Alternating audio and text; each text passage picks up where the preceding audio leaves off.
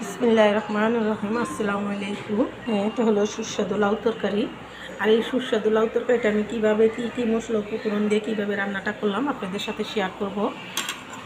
লাউ তরকারিটা মনে করেন রুগী থেকে পোলাপান পর্যন্ত বাচ্চারা পছন্দ করে। আর এই লাউ তরকারি খেলে রুগীও ভালো হয়ে যায়। আর এই লাউ তরকারিটা আমি কী মশলা দিয়ে কীভাবে রান্না করলাম আপনাদের সাথে শেয়ার করলাম, আপনারা দেখতে থাকুন।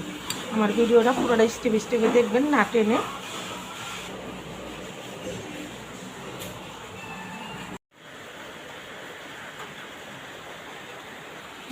লাউটা আজকে রান্না করবো। আর লাউটা কীভাবে কী দিয়ে রান্না করবো আপনাদের সাথে শেয়ার করব। এটা একদম কচি, দেখেন। লাউটা আমি রান্না করার জন্য নিয়েছি। আর আপনাদের সাথে শেয়ার করবো কী কী দিয়ে কীভাবে রান্নাটা করি, আপনাদের সাথে শেয়ার করবো, আপনারা দেখতে থাকুন।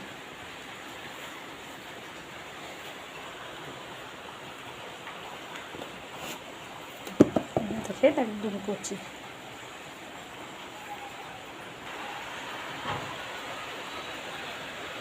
আমার কুটা হয়ে গেছে, আমি এখন পরিষ্কার করে ধুয়ে নিব। আর এই লাউটা আমি কী কী উপকরণ দিয়ে কীভাবে রান্নাটা করবো সেটা আপনাদের সাথে শেয়ার করবো।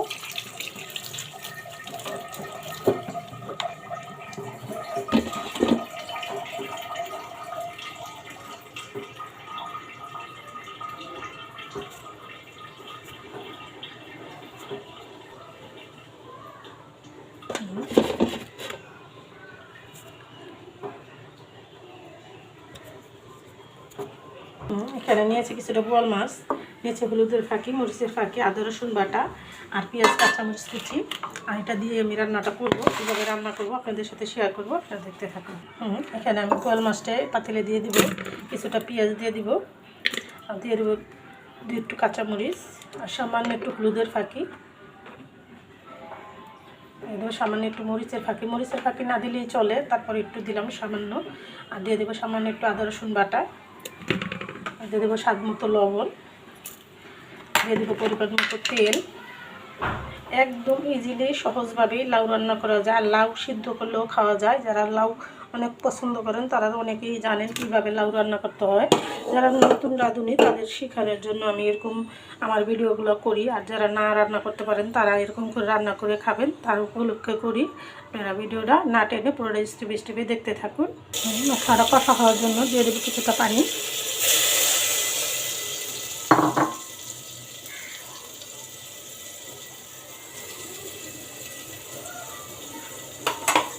মশলাটা এখানে কষা হতে থাক।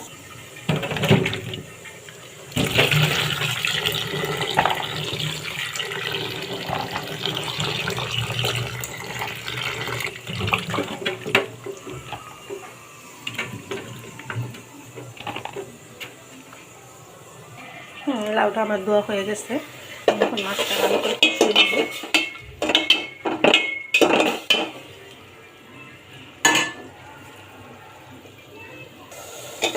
এখানে আমার মাছটা কষা হয়ে গেছে। এখন লাউগুলো দিয়ে দিব। আর এইভাবেই রান্না করতে হয় লাউ তরকারি। আমরা লাউ তরকারিতে অত বেশি মশলা দিই না, অনেকে বেশি মশলা দেয়, তাদেরটা লাল লাল হয়। কিন্তু আমার তরকারি সবসময় আমি কাঁচামরিচ আর শুকনো মরিচের ঝাল কম দিয়ে রান্না করি আর আপনাদের সাথে শেয়ার করি। তার জন্য আমার তরকারি একটু সাদা সাদা কালার হয়। দেখেন কত সুন্দর একটা কালার দেখা যেতেছে, এমনি খেয়ে ফেলতে ইচ্ছে করতেছে। দেখেন কত সুন্দর সবুজ। লাউ তরকারির গুণ বলে তো শেষ করা যাবে না। দেখেন, আর এই তরকারিতে আমি কী মশলা কী উপকরণ দিলাম, কীভাবে রান্নাটা চড়ালাম, আপনারা প্রতিটা স্টেপ স্টেপে দেখবেন, না টেনে। আর এরকম করে সুস্বাদু লাউ রান্না করে খেয়ে দেখবেন। আর আমার ভিডিওটা দেখে ভালো লেগে থাকলে অবশ্যই একটা লাইক, একটা কমেন্ট, একটা শেয়ার করে দেবেন। আমি যখন 5 মিনিটের জন্য রেখে দিব। ফিরে আসলো 5 মিনিট পর। আমার লাউটা একদম কচি, গলে গেছে। আমি একটু সামান্য ঝোল দিয়ে দিব।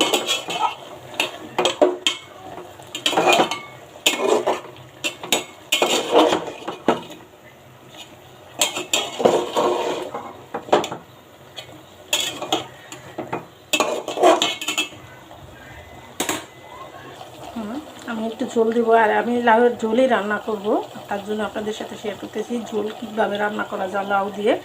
যারা অসুস্থ রোগী, যারা ভাত খেতে পারেন না, ঠান্ডা তরকারি খেতে হয়, তাদের জন্য বলতেছি লাউ তরকারি সবসময় মরিচ কম দিয়ে সাদা সাদা করে রান্না করব। হ্যাঁ, আমি এখানে একটু পানি ফুটিয়ে নিয়েছি, আর এই পানিটা আমি এখন এটাতে দিয়ে দেবো। এটাই হলো লাউ লাউ দিয়ে ঝোল। আর এই লাউ দিয়ে ঝোলটা রোগী মানুষকে খাওয়াইলে অনেক শরীরের জন্য ভালো, স্বাস্থ্যের জন্য। আর আমি সেটাই রান্না করলাম, আপনাদের সাথে শেয়ার করলাম। হ্যাঁ, ভিডিওটা আর বড় না করে এখানে রেখে দিলাম। আসসালামু আলাইকুম। আমি দিয়ে দেবো ধনেপাতা।